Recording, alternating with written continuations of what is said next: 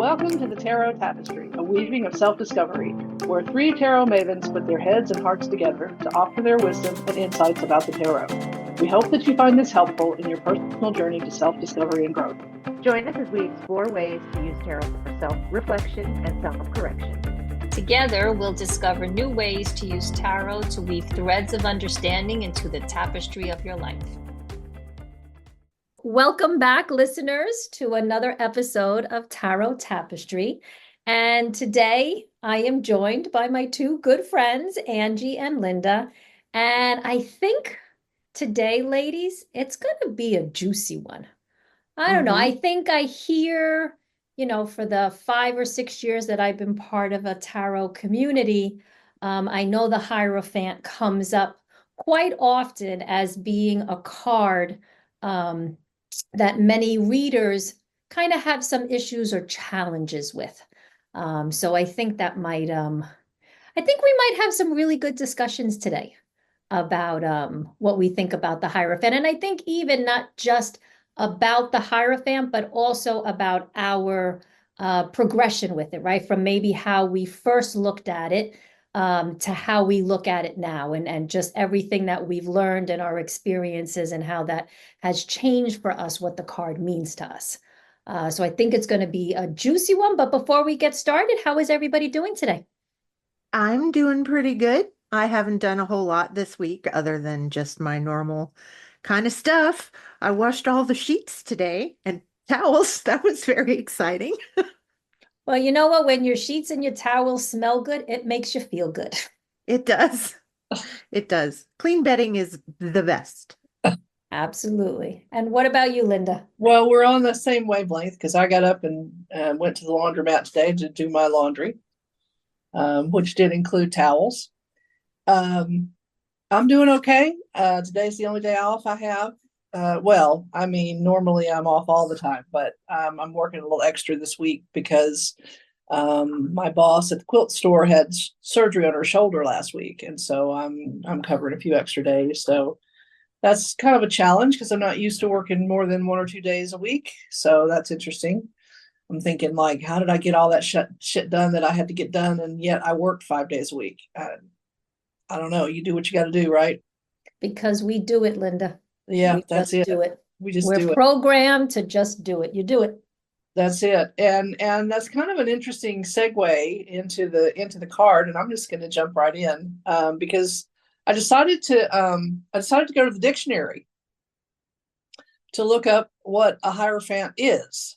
And we've looked at it through the lens of the tarot deck that it's in, but what is the word, or what does the word actually mean? And it means an interpreter of sacred mysteries or esoteric or arcane principles, or a person who is an expounder on the rites of worship. So that can be in any context. Obviously, the traditional deck, is pretty much in the Christian faith, because I'm looking at Christian Catholic, because it's also called the Pope in some decks. But I'm looking at the Rider-Waite, and it's a person. You could say it's a indeterminate gender in this picture because you can't really tell, but they're on a throne or a chair, and they have a cross, and they have their hand up, and the other two people beneath them or at their feet look like monks because they have their hair done in that tonsure thing with the bald head in the back, and then the hair around it, and then the keys in front of their feet. And so you can interpret that as, they're interpreting or giving the information that helps the people that listen to them or follow them find the keys to the keys to the mystery, if you want to put it that way. I've done some thinking on this, and I think that a lot of people have the trouble with that when they look at it in terms of somebody within a system of religion, somebody who's telling them what to do, or telling them, maybe even more importantly, not just what to do, but how to believe. Somebody can tell you what to do, and you can just do it. And that's okay. You can have your own thoughts inside, whether you want to do it or whether you like it or whatever. But when someone tells you,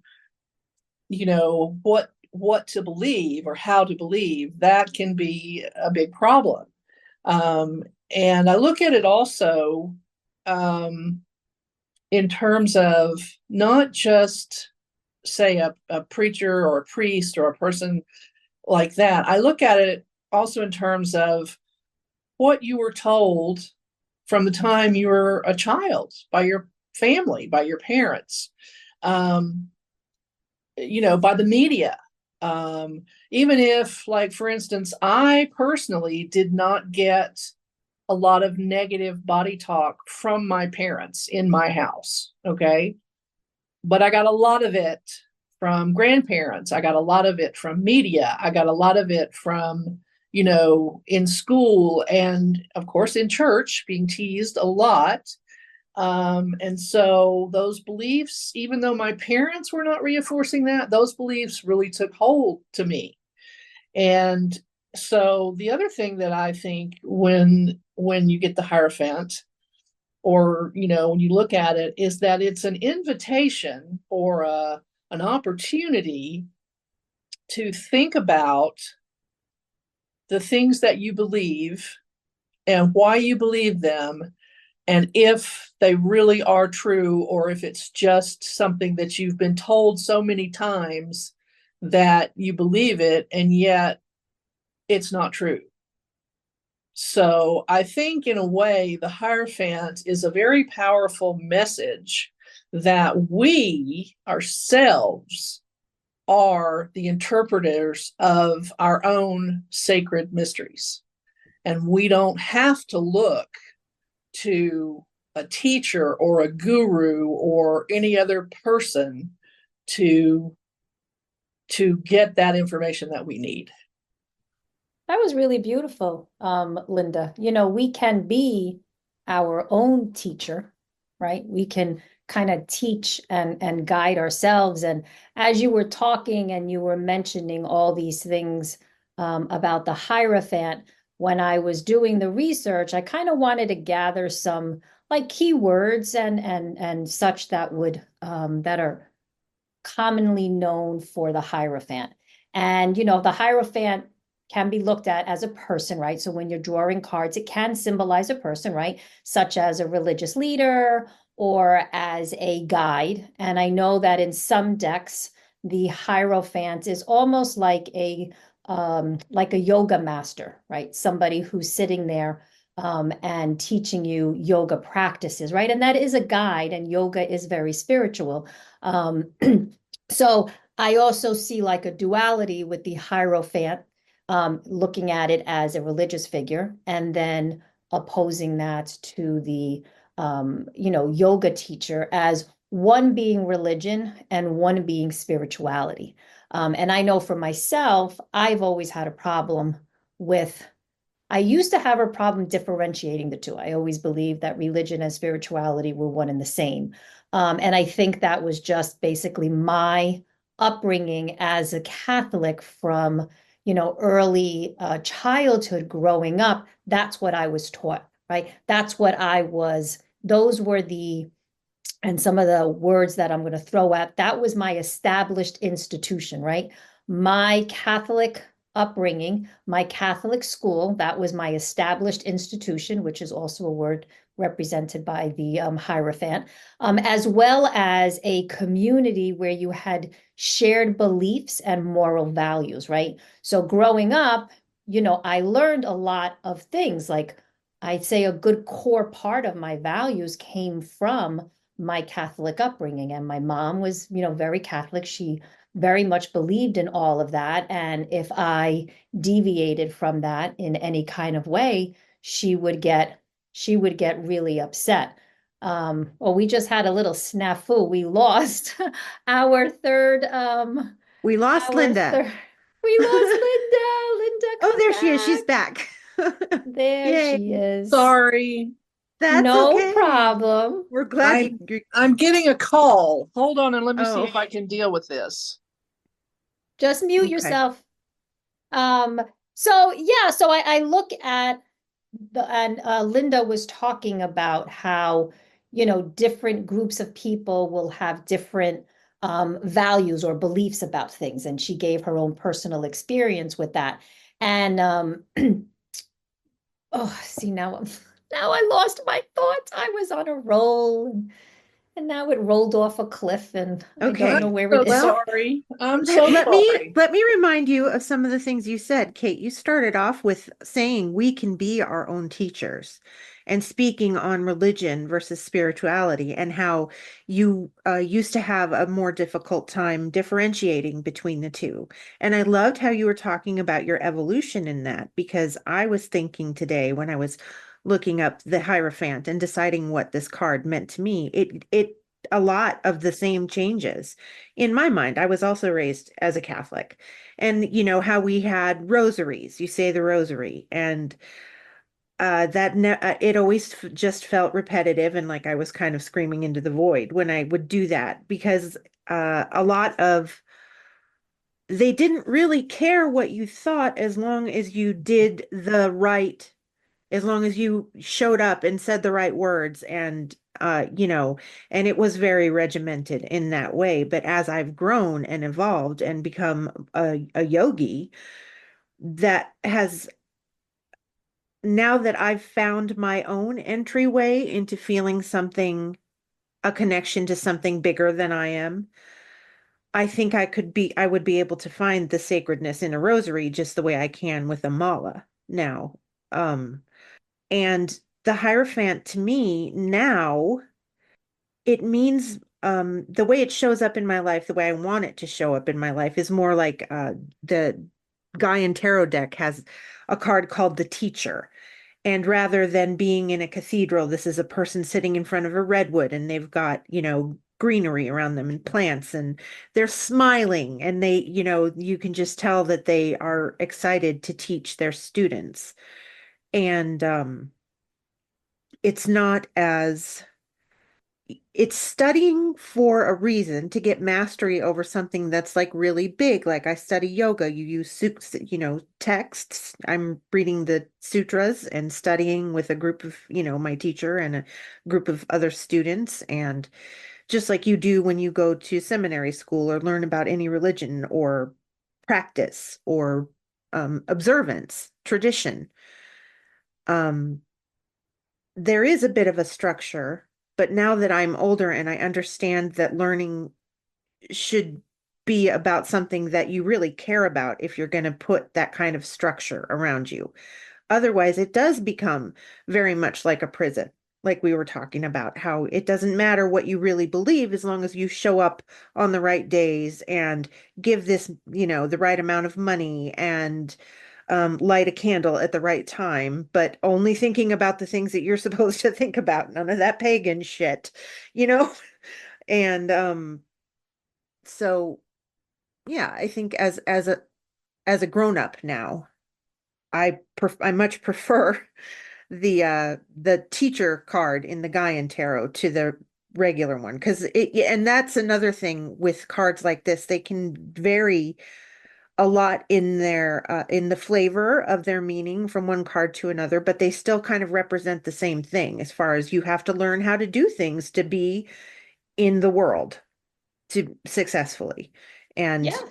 And you need an in the education, right? You need in, to educate, you need to gather information in order mhm. to allow you to make these decisions that you want to make about your faith, about spirituality, about religion, about anything, But I also in think life. that you have an inner knowing. I think Mhm. we all have this inner knowing and this inner connection to spirit, if you want to say spirit, if you want to say the universe, or however you want to term it. I think that we are all born with that. And the thing about organized religion across the board, okay, I'm not gonna dump it all on Catholicism or evangelical Christianity or whatever. It's across the board. Is that it wants to put its own hierophants in place to tell you what you're supposed to feel. and what you're supposed to know, because the problem with any hired or appointed interpreter of sacred mysteries is you don't know their character. You don't know their motivations and why they're in that particular type of occupation to begin with. And while we would love to say that anyone who chooses to go to seminary or anyone who chooses to go become a guru or whatever of any faith has a higher motivation, and maybe they started off that way, just like I think a lot of people who go, a lot of people who become policemen start off wanting to really help their community or whatever, and through time and having a little power and all that good stuff, it becomes a different thing. And so I think it's always important to, even if you have a person that a teacher that you respect and like and feel in tune with, it's always wise to check in with your own inner Hierophant to say, am I believing this? Am I going along with this because the whole group is going along with it, and because I feel like I could be ostracized if I don't, or whatever the reason, or do I really believe this? Is this really something that truly speaks to my heart, my spirit, and that I want to continue to do? And I feel like, when the Hierophant comes up in a reading, yes, it could be about a person, it could be about another person, but I also think it's really something to think about and say, okay, well, where am I? Where is my inner knowing? What am I thinking about this? And maybe I need to evolve. Maybe I need to change a few things. Maybe I need to look at my beliefs and grow and, or maybe pull back from something, whatever. But I really think that I feel like in my evolution with this card, it's become a lot more personal to me than somebody else outside of me. That's just kind of my view. I love what Kate said about gathering knowledge versus being force-fed it. Like that, I think, is the difference between these two decks that I'm comparing these cards in, is the teacher in the Gaian Tarot wants to question you, wants to joke with you, wants to help you learn and have you ask you questions that make you ask more questions that lead you to the right belief or the right knowledge for yourself. And the Hierophant in the classic deck just seems so much more, like we were saying, religious. Here, this is what you believe. If you want to be here and you want to be accepted, this is Right. what you believe. And, this and only this, and not so much caring about you through critical thinking, reaching a conclusion that, you can live with, that you can really internalize. Exactly. Yeah, I like that. And Linda, you were talking before about that inner knowing. And, it's, people in the tarot community will kind of pair up as a duality with the High Priestess and the Hierophant, and the High Priestess is a very spiritual card. It's a very spiritual energy, but it's one that comes from that inner knowing. And then, when I look at the Hierophant, so I see the High Priestess as that internal knowing, right? That internal being of much of what we feel and what we believe and our, it can even be your values and your morals and your beliefs, can come from deep inside of this knowing, and this knowing that has grown and you've gathered throughout your experience in life. And then you have the Hierophant, which is all of the external things. It's your institutions, it's where you work, it's your school, it's your family, it's your, what if you are part of a religion, it's your religious group, it's all of those physical things out there that we also have to deal with.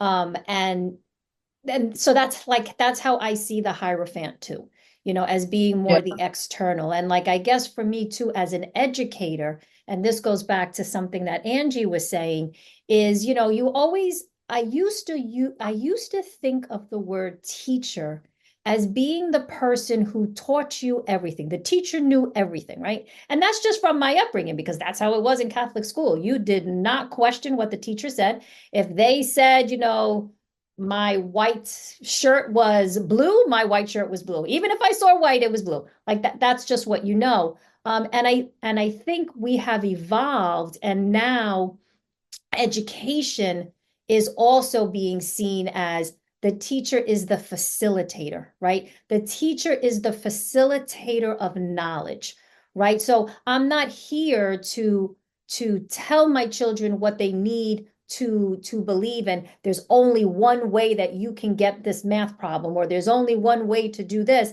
but it's sort of like guiding them to gain that knowledge, right? It's guiding people in a way that's going to make them think, that's going to make them question, that's going to bring out that curiosity and want to know why something is the way it is. Why are these people telling me that 2 + 2 = 4? I mean, it's very basic and simple, right? And it's like a rote thing, but there's a premise behind it. There's a theory behind it, and I think that it's important for people to be able to think for themselves. And I think that's kind of what we're all saying, is that you need to think for yourself.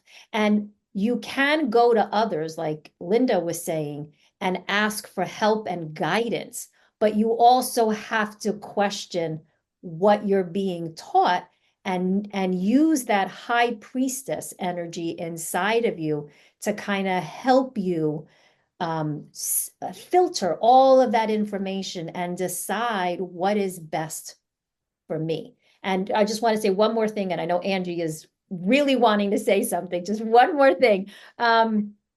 So, I had, like you were talking, Angie, before about having to do the rosary and how really difficult that was for you in the beginning.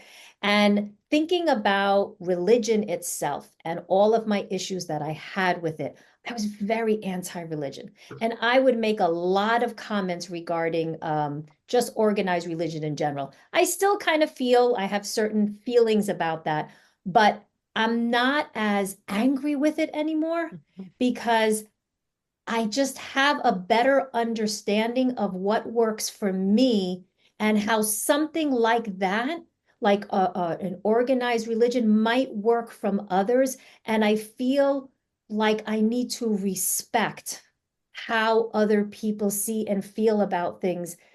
And I think part of that is because I want them to respect my feelings and my beliefs and my spirituality, and know that there isn't just one way to lead a spiritual life.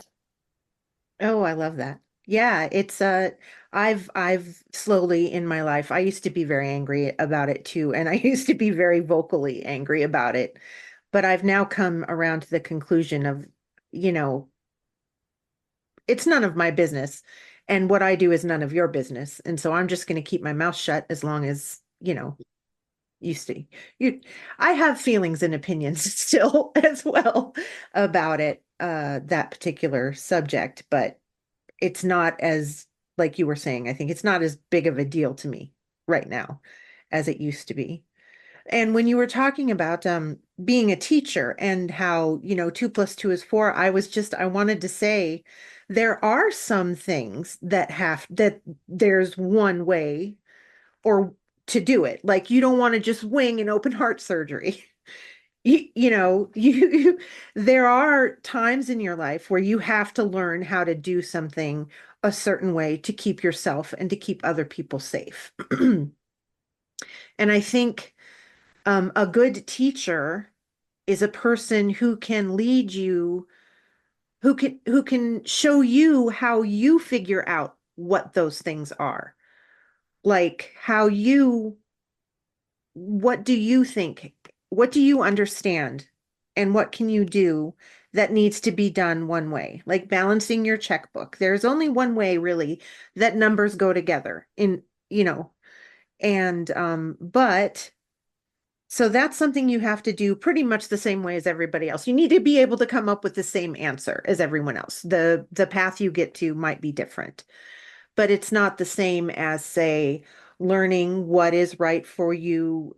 How do you like to pray? Do you like to pray? You know, and why do you feel that way? Not so you can so you can explain it to other people and make yourself right and make them wrong, but so you know, when someone from outside of you comes to question you, you know that you, first of all, don't owe them a detailed answer to every question that you're asked, but you know. And so there's no sort of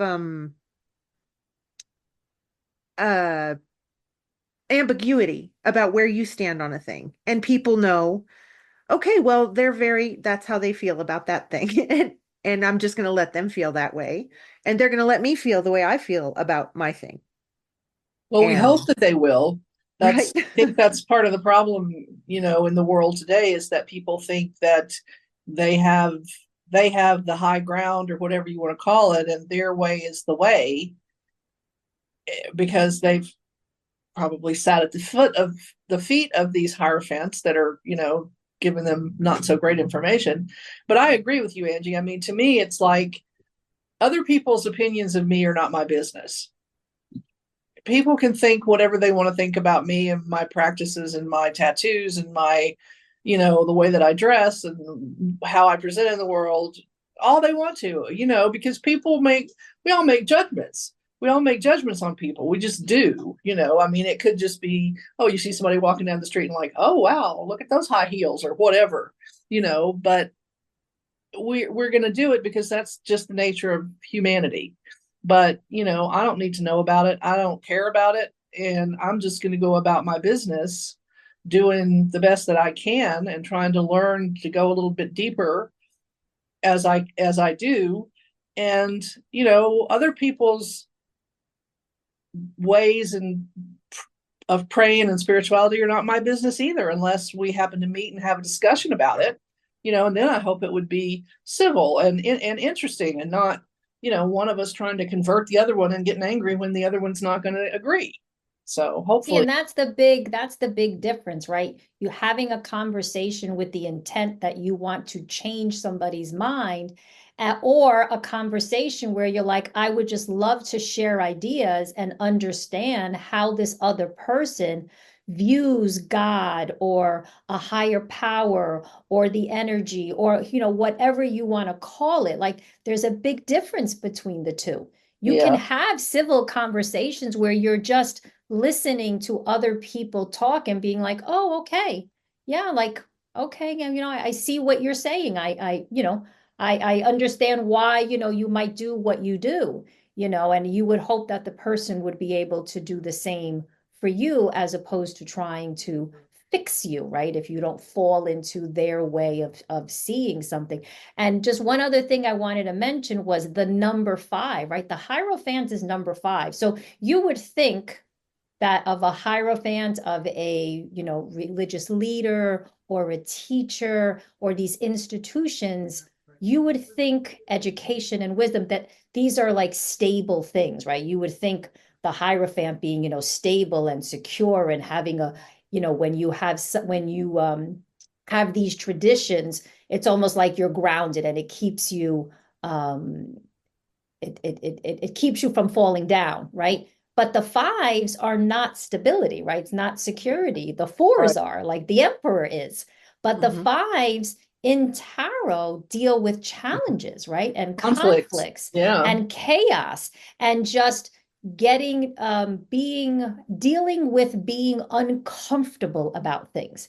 So going back to the conversations of two people talking about their beliefs, if I start talking about how I'm believing what I believe, and this other person starts to feel uncomfortable because, say in the Catholic religion, like if other people start talking about if they believe in any kind of magic or the tarot, that's almost like the devil and that negativeness that's coming out, this person is going to feel very uncomfortable. They're going to be like, oh, no, what are they doing now? And that is also part of the Hierophant, is understanding your uncomfortableness, right? It's understanding that there are challenges and you have to work through these challenges and not just do what other people tell you to do, but have an understanding of why you're going to do what you're Yeah. going to do.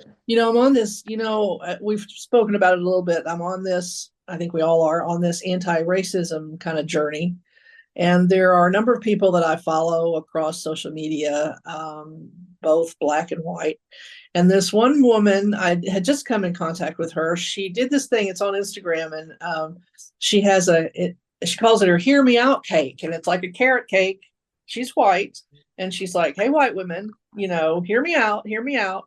And she gets these little signs on toothpicks and puts them in the cake and, about things. And one of them was, discomfort is not danger. Yes. And I just feel like, there's such a backlash. It's like they had said something about not teaching certain things about racism or slavery in the schools because they didn't want the white students to be uncomfortable. It's like, be uncomfortable. My goodness. Be Yes. able to be uncomfortable. New ideas, whether it's, I remember when, I was younger reading science fiction and I'd come across an idea and be like, whoa, what? Whoa, stop. And I think, that's just wrong. And then I'd go on with the book and the book would go on with its plot and its story. And I'd be like, oh, okay. And, over time, it was just like, my beliefs began to change because I was exposed to different ideas and different things. And yes, at the beginning I was uncomfortable, but I wasn't in any physical danger. I was sitting in my room reading a book, Yeah, the ability to tolerate your own discomfort in the pursuit of higher knowledge, more capital T truth kind of knowledge Right. is really important. And yeah, and people today knowledge, they're just like running away from it as fast Yeah. as they can because they're clinging to these beliefs that aren't serving them or the world anymore. And Right. they don't want to hear it. They just don't want to hear it. And it's really sad. Yeah. Getting back to when Kate was talking about the high priestess in the Hierophant, one of the books I consulted was this, the book Holistic Tarot by Benabel Wen. It's like just this giant tome, like slam. This is everything about tarot. She in one of the she speaks about the Hierophant being conformity in that comes along with having to repress parts of yourself, but and also divine knowledge that comes from above. And she talks about that as being the majority, how everybody thinks everything should go, and the high priestess being in the minority of, well, yeah, you can do that, but I'm going to do my own thing because I have inner knowledge. I have intuition. It's divine knowledge either way, but one of them with the Hierophant seems to be coming from someone else, which is important to have good teachers. Which is why you have to always think about the motivations of the people that are giving you this knowledge, and are they giving you all the knowledge? And when you think about, if you've done any kind of religious studies about the Bible and the history of the Bible and how many other tomes and texts and everything there are outside of the Bible that we know, and how many of those, for centuries, it was, the Hierophants handing down the word because nobody could read. And that was the main, is they could, and it was copied by hand. And it was like, oh, so, brother Joseph over here sees the thing that he doesn't like, so he just scratches it out and writes something else. We don't know how many changes have happened to this thing over time. It's just, and to just think that it's the immutable word of God is ludicrous. I wouldn't say that to somebody in their face, but it is. It's anything written down by a man or a woman, to say that's the be all and end all of this knowledge is ludicrous. It just isn't. Yeah, it should. The things we study should be a place to start, right? Not a place to just like your end. sutras. I don't think your sutras claim to be the the be all and end all of yogic knowledge, just like the Quran and the Torah and all that. It's, I mean, people argue that, those Talmudic scholars argue over everything constantly about it. They seem to be a little bit more open-minded about arguing about stuff than people in the deal with the Bible. They just say, this is it and shut up. I've heard, and I don't remember who said it, but the saying that real faith must be questioned. It has to Absolutely. stand up to questioning. And the things I believe that might sound goofy or out there to other people, I believe them because of my lived experience. I don't have to convince you. Right. And, if you don't want to know, then don't ask me, And is that's the kind thing. of my feeling about it. If you're comfortable in your faith, and the people that I know that are actual real Christians, they don't talk about their religion at all, unless they're just talking about, oh, our church is doing this thing for some event or whatever, or they got involved in this, or they're raising money for the people in North Carolina, that kind of thing. But they don't talk about their faith and all that. They hardly ever admit that they live it. They live it, and it's obvious that they live it when you're around them. And so it's just like, the more people talk about their faith and I'm a good Christian and all that, the more I want to run away from them.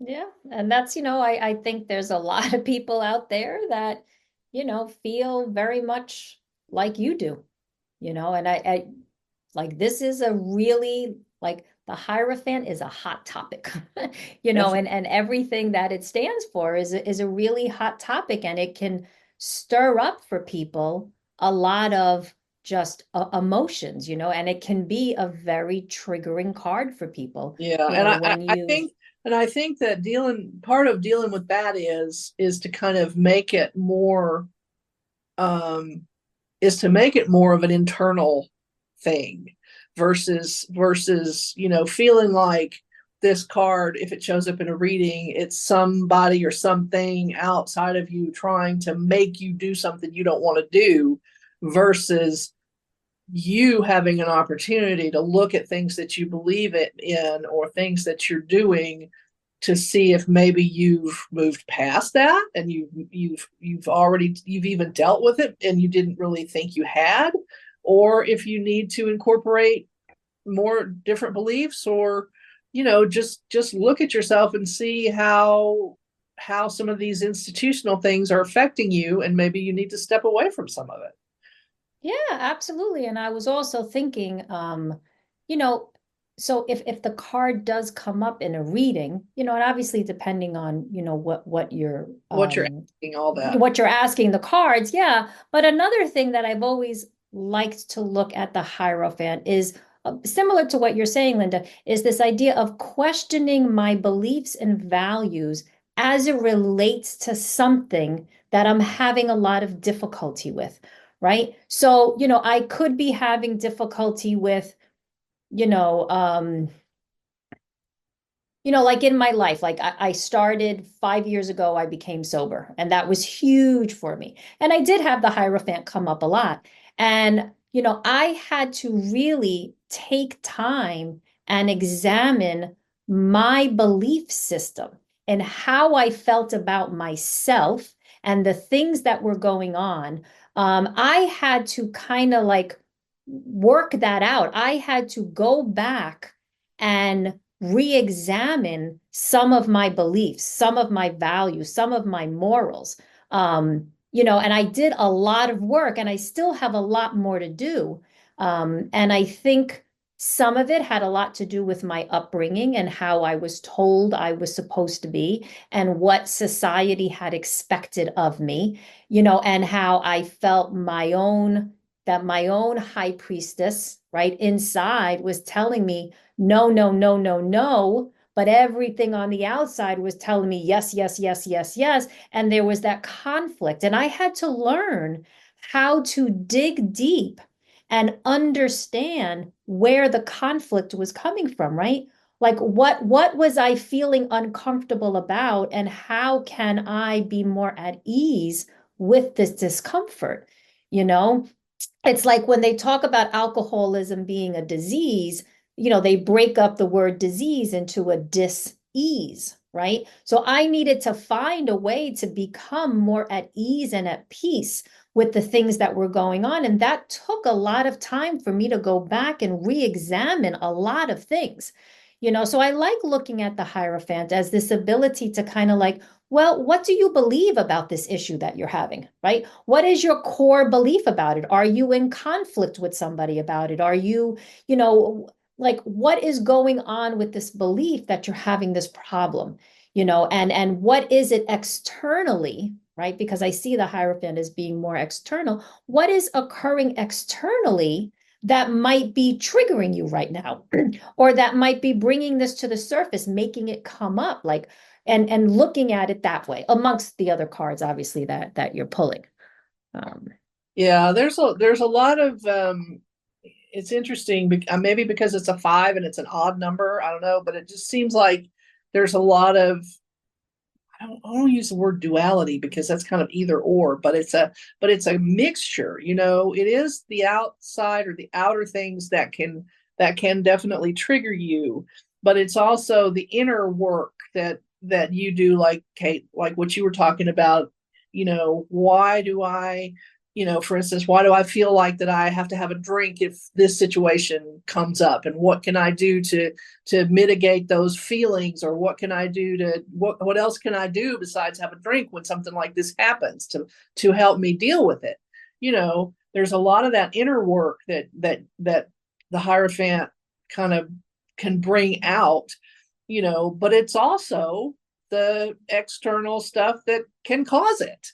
So it's a very interesting card. Very interesting card. It is. And, you can probably sit here and have like hours worth of conversation and debate, over it. And, different people out there are going to have different opinions and ideas and how they internalize what the Hierophant is for them. So, as our readers, like, readers, our listeners, I keep doing that.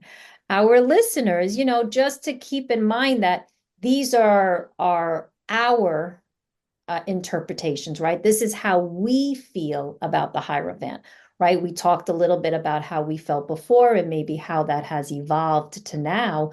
But, if you're new, with tarot, you're going to have to evolve with the card, right? With all the cards, not just the Hierophant, but with all the cards. You'll start out with one kind of interpretation of it that works for you, that you resonate with.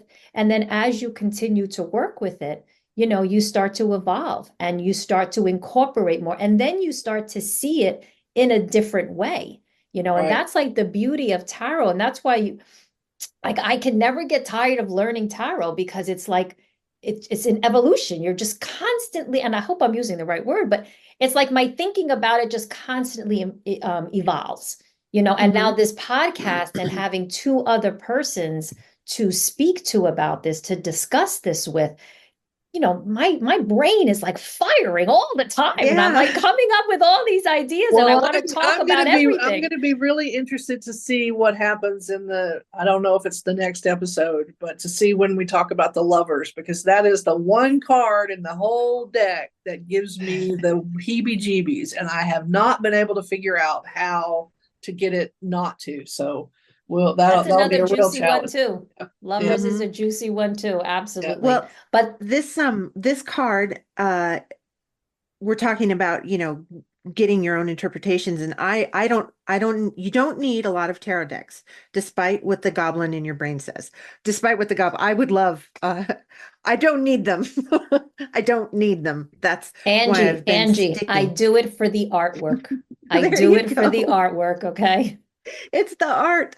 But it is important to find, I think, especially with these more, like you said, juicy cards, things with deep themes, a deck that has the same kind of overall theme, because even, from deck to deck and from person to person, I think our common theme with this card is it's about conforming for a reason. Like, what is the reason? Like, I'm very much in a very deep study period with yoga philosophy right now.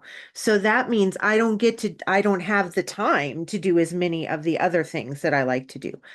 I'm deciding, it's not really repression, it's a decision.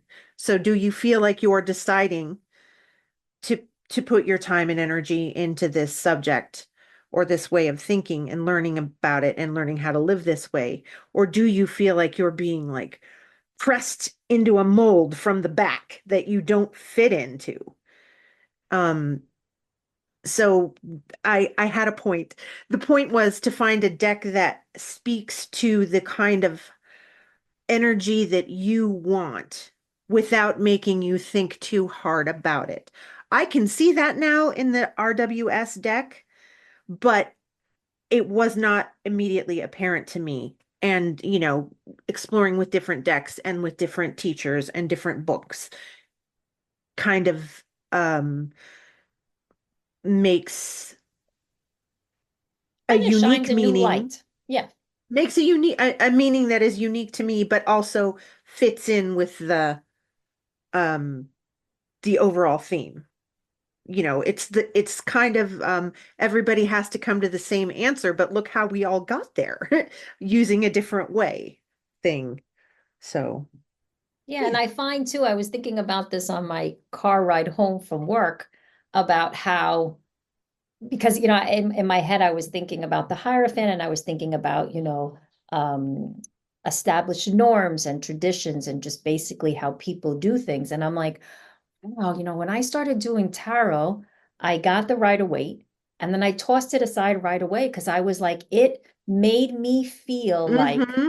it was old and old fashioned and medieval, and I didn't like what that stood for. I did not like it at all. And I had to Same. go and buy another deck.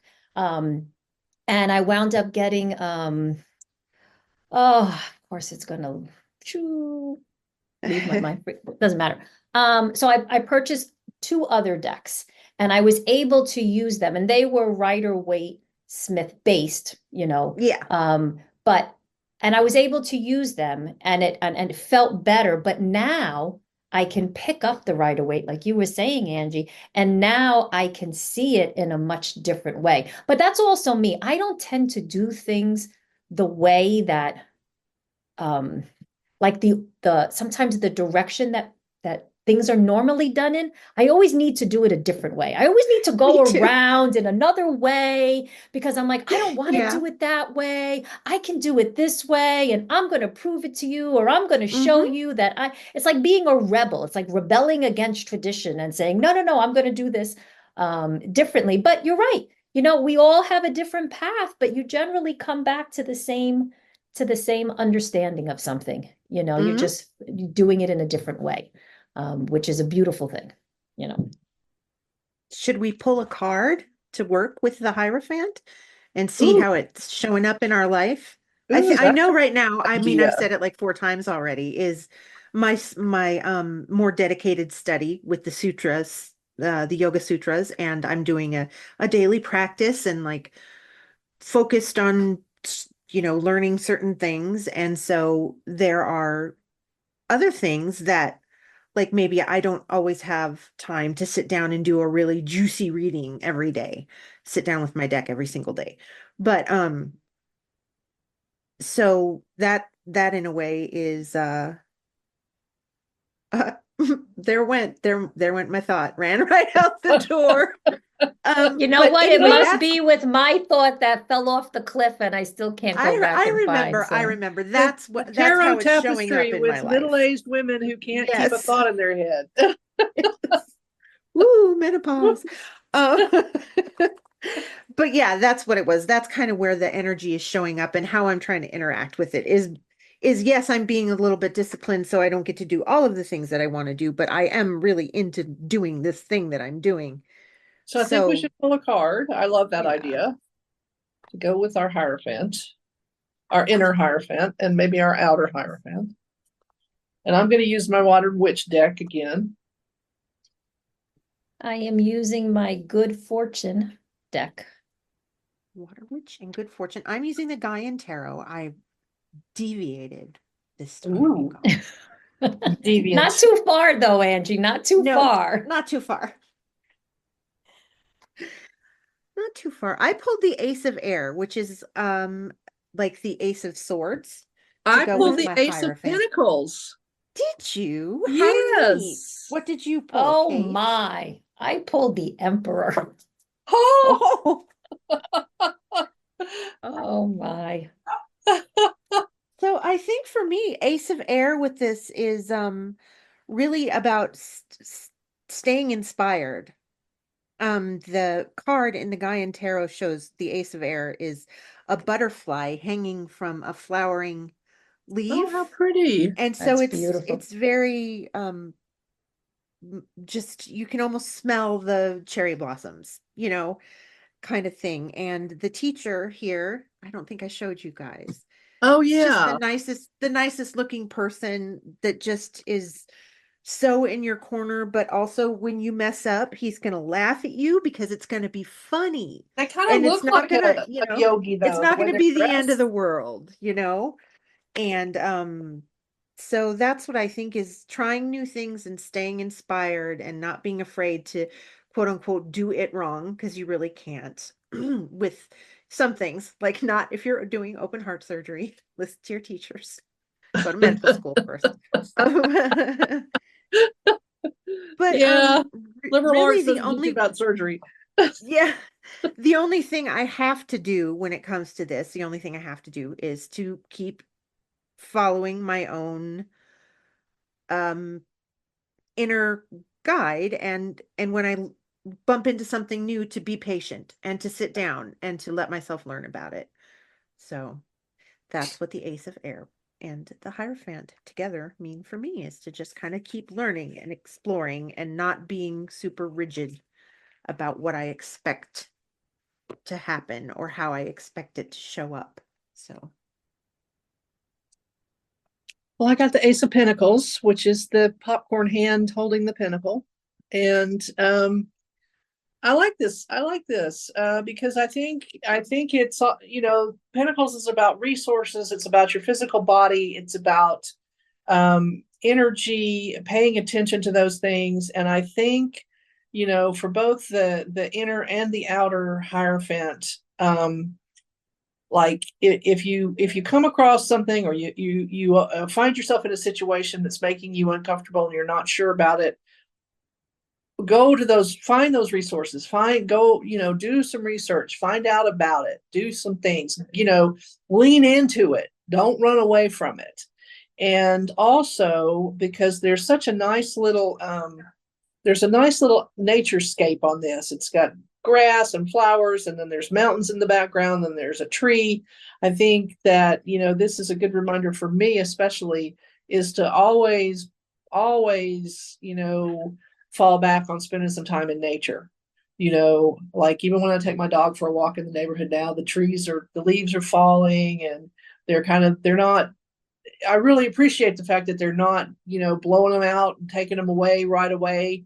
And they just kind of linger on the ground, and you can hear your feet crunch on them and that kind of thing. So I think when you get in a situation where you're like, in an institution or having these kind of thoughts about whatever it is you're trying to study or evolve in, you need to be able to take a break and renew your energy by, having some time in nature. And I think the Ace of Pentacles is good for that. So yeah, that works really well for me.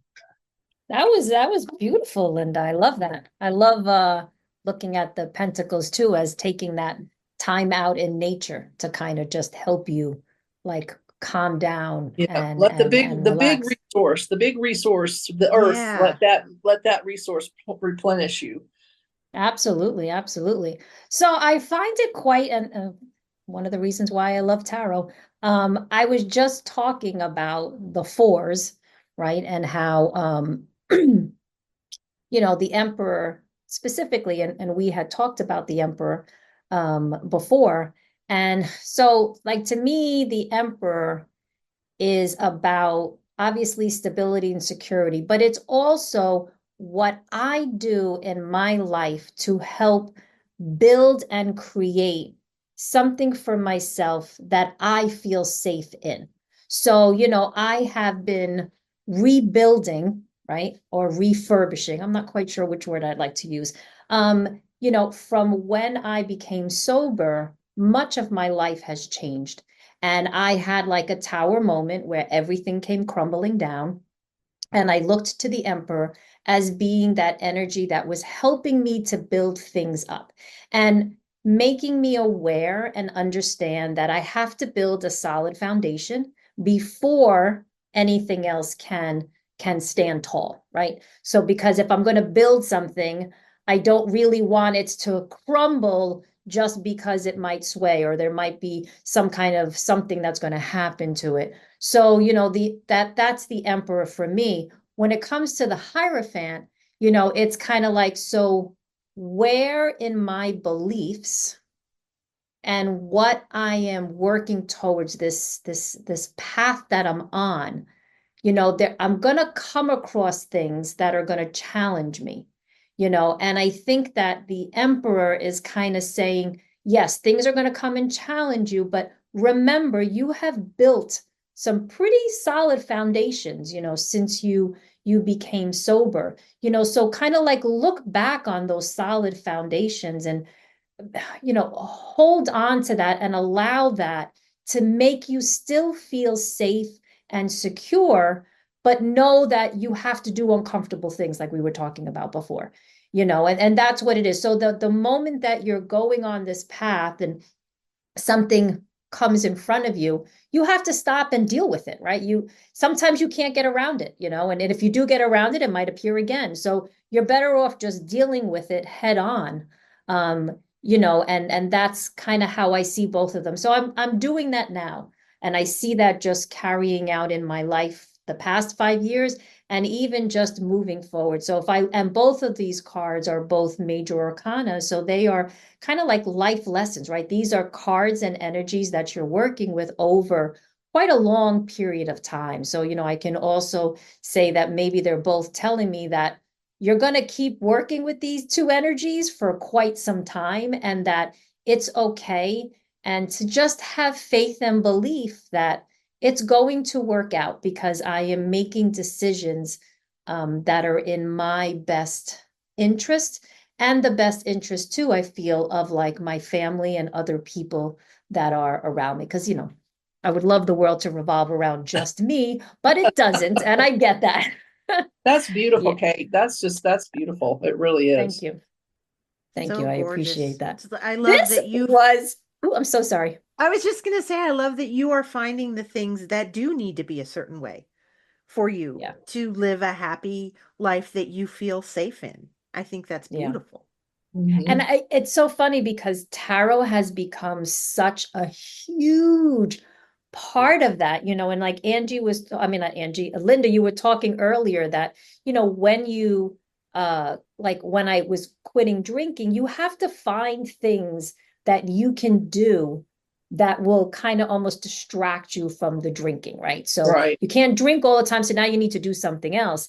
And I put a lot of my time and energy into tarot when I did that. That was like my thing. So instead of sitting down on the couch and watching TV and drinking, it was like, oh no, I'm going to go to my desk. I'm going to take out my tarot cards and I'm going to continue learning.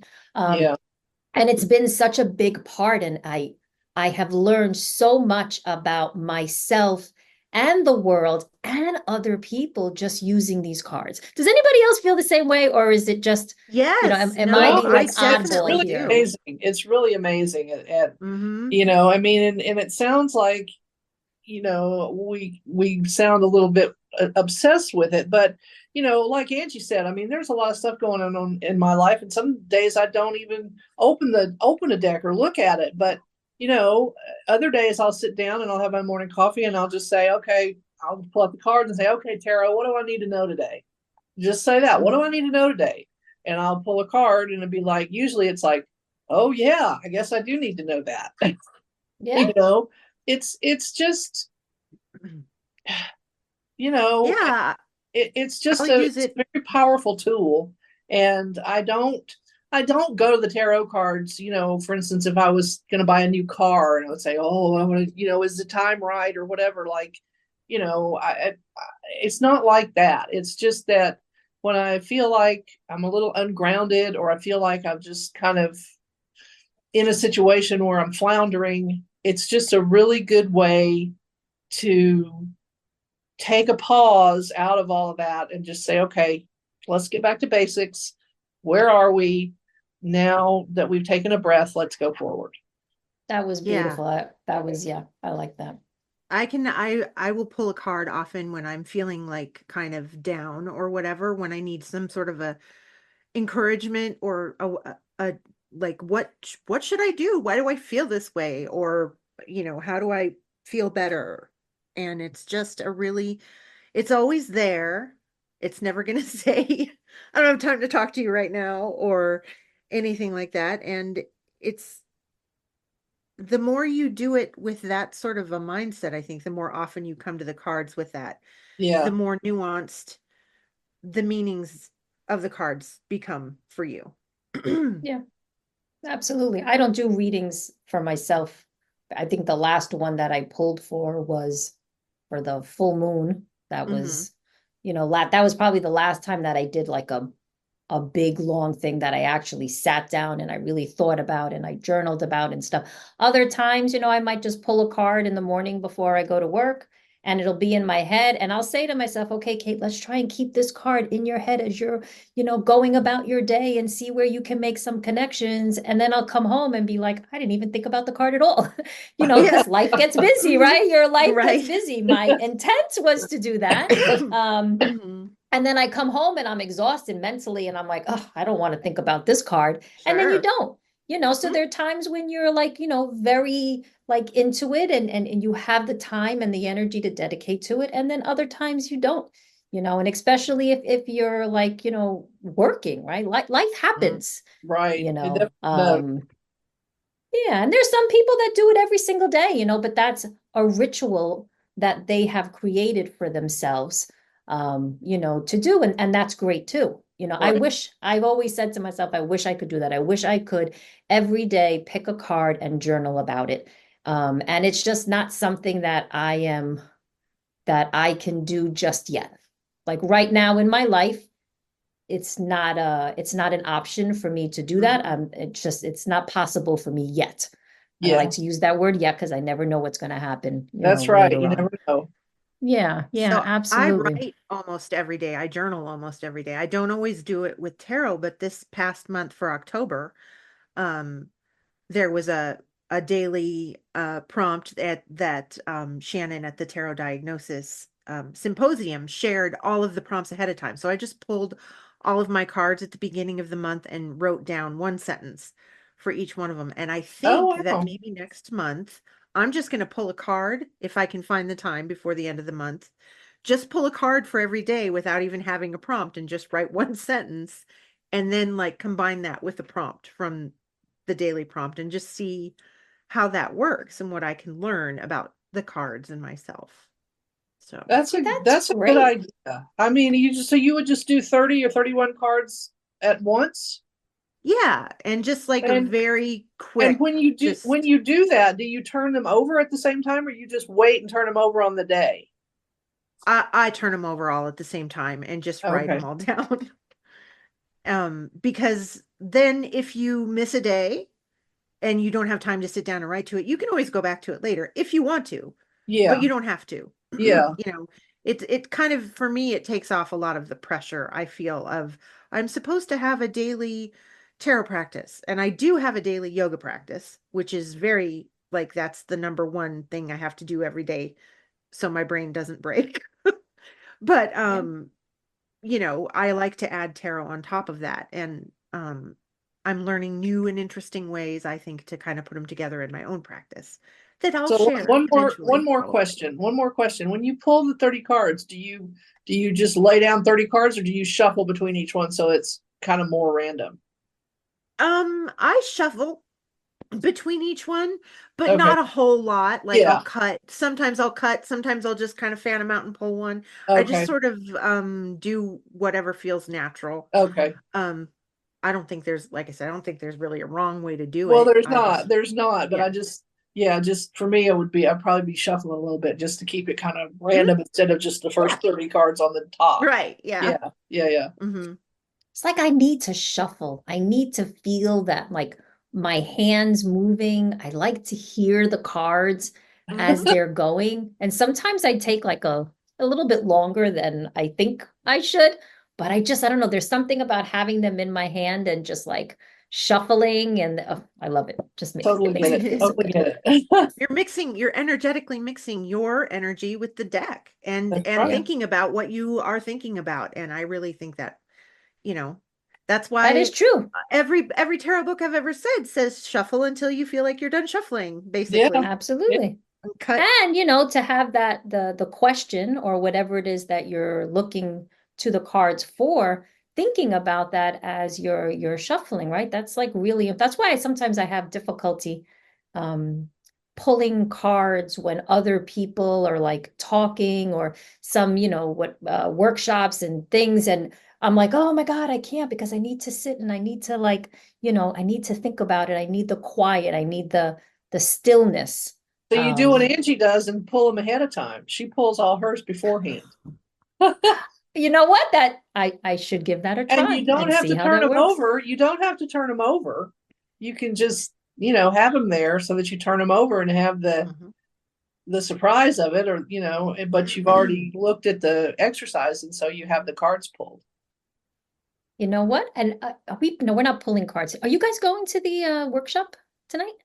I am. It's the one on was it Tarot? I already pulled cards for it, so I pulled the cards. There's a workshop tonight? Yeah, the book club. Oh, the book club. Tarot for Creativity by Chelsea Pippin Mitzi. Oh, geez. What time is it? And if any of our listeners have not yet listened to the Tarot Diagnosis podcast, please do so, because what are you even doing with your life if you haven't listened to that tarot podcast? What it's now? So good. Oh, you mean in general or just this episode? I listen to it all the time. I mean, I listen to it.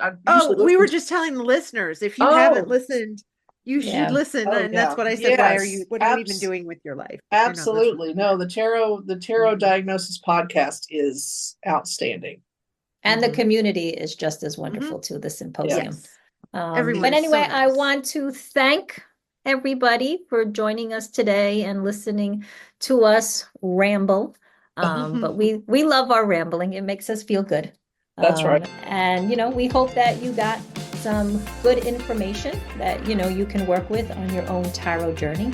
And we hope that you join us next time. So have a great night, everybody. Bye. Bye.